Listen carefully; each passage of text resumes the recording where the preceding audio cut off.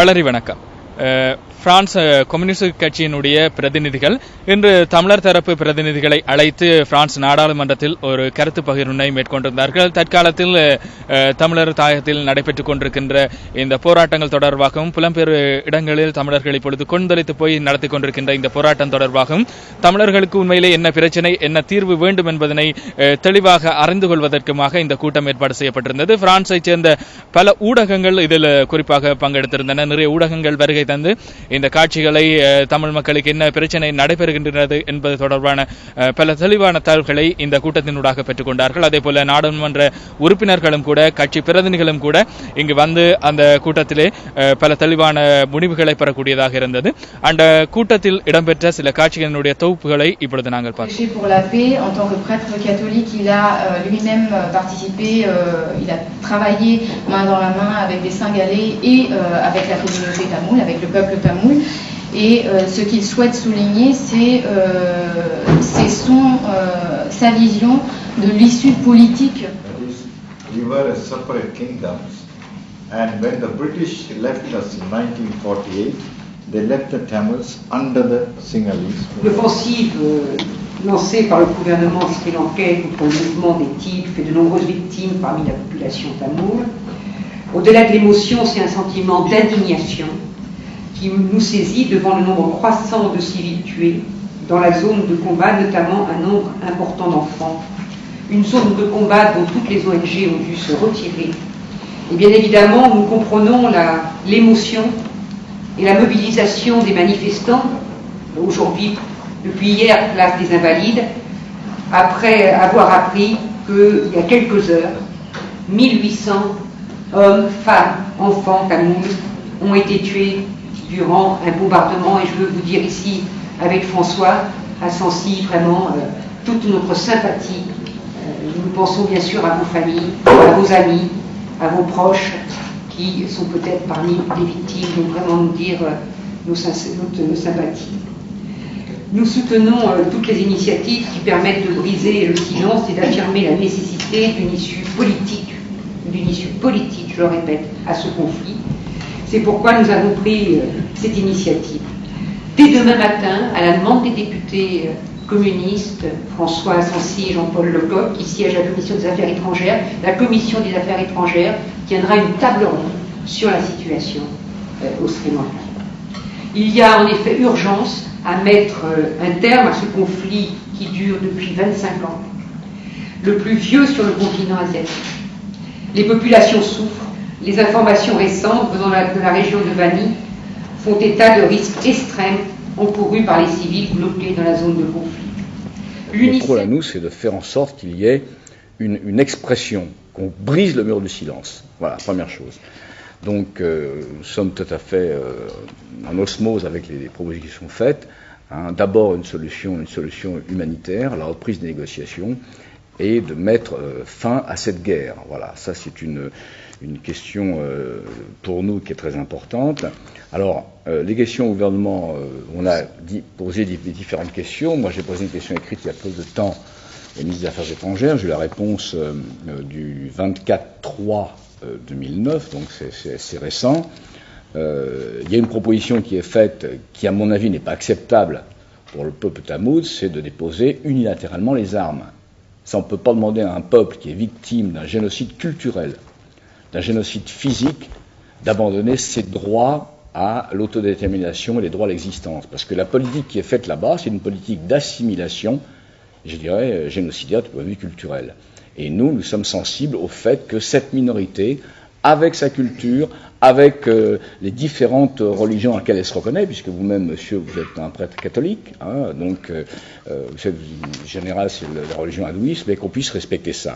Voilà pourquoi nous sommes ici pour faire que ce conflit soit en pleine lumière et que le gouvernement français prenne ses responsabilités également, ainsi que l'Union européenne. Alors, d'avoir catalogué, si je puis dire, ou labellisé les Tigres tamouls comme une action terroriste, évidemment, à stigmatiser le mouvement et à contribuer à isoler les Tigres tamouls et la bataille politique au plan international. Voilà pourquoi il faut qu'il y ait une nouvelle administration aux États-Unis, il faut lever aussi, comment dirais-je, cet anathème ou cette stigmatisation vis-à-vis du peuple tamoul. Voilà un peu pourquoi nous sommes là, et indépendamment du lien étroit que nous avons, Georges Buffet avec les habitants de sa circonscription, moi-même avec... சரி, இந்த வேளையில் வளரி விலைக்காட்சியோடு நாங்கள் இணைந்திருக்கின்றோம்.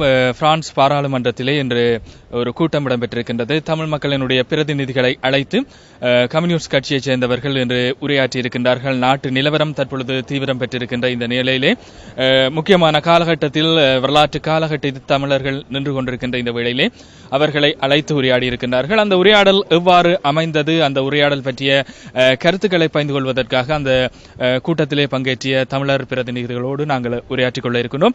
இன்றைய கூட்டத்தில் இவ்வாறான கருத்துக்களை நீங்கள் அந்த பிரதிநிதிகளோடு பகிர்ந்து கொண்டீர்கள்.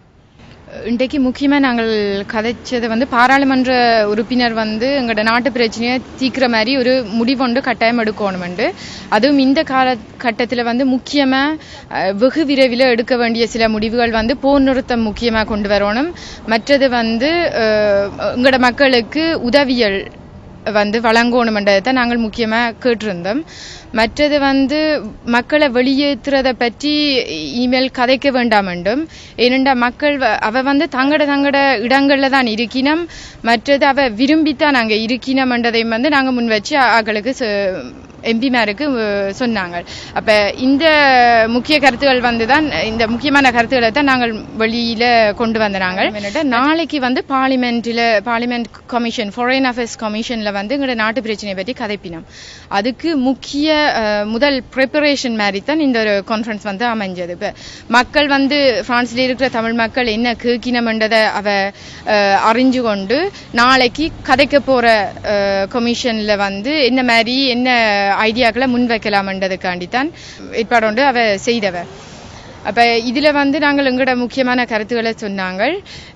அதே நேரத்தில் வந்து பிரான்ஸ் வந்து ஒரு முக்கியமான ரோல் ஒன்றை ப்ளே பண்ணணும் இந்த போரை நிறுத்துறதுக்கு என்றதையும் வந்து முன் வச்சினாங்க. It is a bombing behind closed doors. They have closed the door. Nobody can enter and see. No diplomat, not even the UN representative John Holmes went there. He reported from Colombo or from Bavania with a translation given by Sinhala ministers. He didn't speak to any Tamil. He didn't go to the one area. இப்போ நடக்கிற பிரச்சனைகளை வந்து வடிவா தெரியும். ஆனால் என்ன காரணத்துக்காண்டி இந்த பிரச்சனைகள் நடக்குதுன்றதை வந்து ஃபாதர் இமானுவேல் இன்றைக்கு தான் அவருக்கு வடிவா எடுத்து ஒவ்வொரு பாயிண்ட்ஸை சொல்லி இருக்கிறார். அப்போ அவ வந்து அந்த முக்கிய காரணங்களை வச்சுத்தான் போர் நிறுத்தம் கொண்டு வந்த பிறகு நெகோசியேஷன்ஸுக்கு போறேன்டா ஒரு பொலிட்டிக்கல் இஷ்யூவை வந்து பிரான்ஸ் முன்வைக்கலாம். பிரான்ஸ் மற்ற தமிழ் டைகர்ஸோடையும் மற்ற கவர்மெண்டோடையும் முன்வைக்கக்கூடிய மாதிரி கருத்துக்களை தான் நாங்கள் சொல்லிட்டு வந்திருக்கிறோம். இப்போ அந்த அடிப்படை காரணங்கள் அவ தெரிஞ்சிருந்தால்தான் எந்த ஒரு பொலிட்டிக்கல் இஷ்யூக்கும் வந்து பிரான்ஸ் வந்து முன்னுக்கு கதைக்கக்கூடிய அளவுக்கு சான்ஸ்.